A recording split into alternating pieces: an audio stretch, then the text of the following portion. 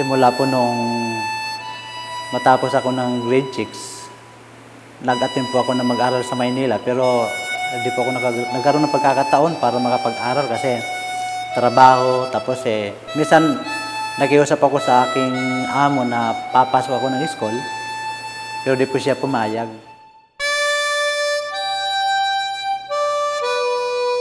Akala ko po yung Lasal talaga pang mayaman. Kasi po tapos ako isang mahirap lang. So, hindi ko po akalain na mayroon palang paaralan na ganito. Na hindi lang para sa mayaman, pwede rin pala sa mahihirap na gusto nilang maiahon sa hirap kung ano po ang mayroon silang.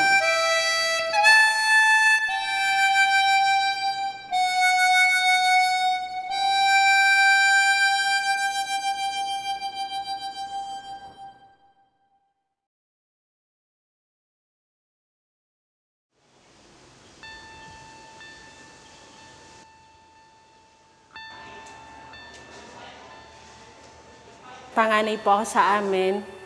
Tapos, hindi ko po kayang tiisin kung nakikita na naghihirap yung mga kapatid ko. So, nagsakripisyo po ako para sa pag-aaral ko. Ador, bakit ka pa mag-aaral? May edad ka na. Kumbaga, wala ka nang hanapin pa. Mayroon ka nang ikanabubuhay. Kumbaga, sabi ko, hindi pwede. Kailangan matupad ko yung pangarap ko. Simulang bata pa ako. Yun, makapagtapos ng high school.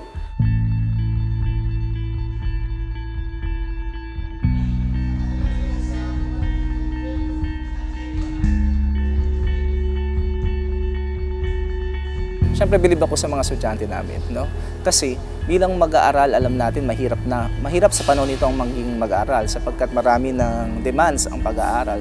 Pero samahan mo pa yan ng problema mo sa pamilya, problema sa trabaho, problema sa pinansyal. Para mapagkasya ng aming mga mag-aaral ang lahat ng sa kanilang oras, ang lahat ng kanilang alalahanin ay talaga namang kahanga-hanga.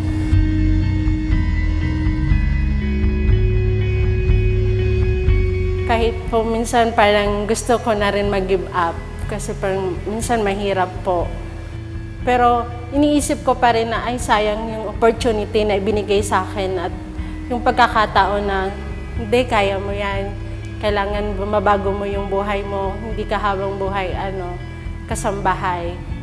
Narinig ko nga po si Juan Ponce Enrile, sabi niya, ang pinag-aralan ay higit pa daw kaysa ginto.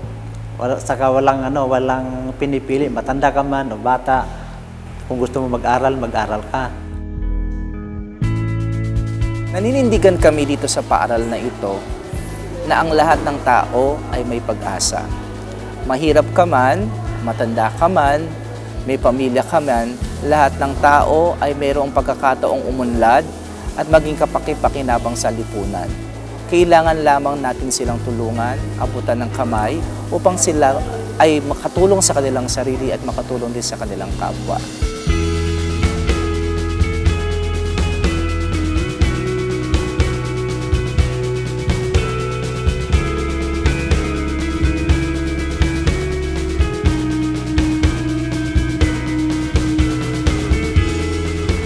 Kahit na matanda ka na o may edad ka na, nahuli ka man nakapag-aral, at least po may narating po.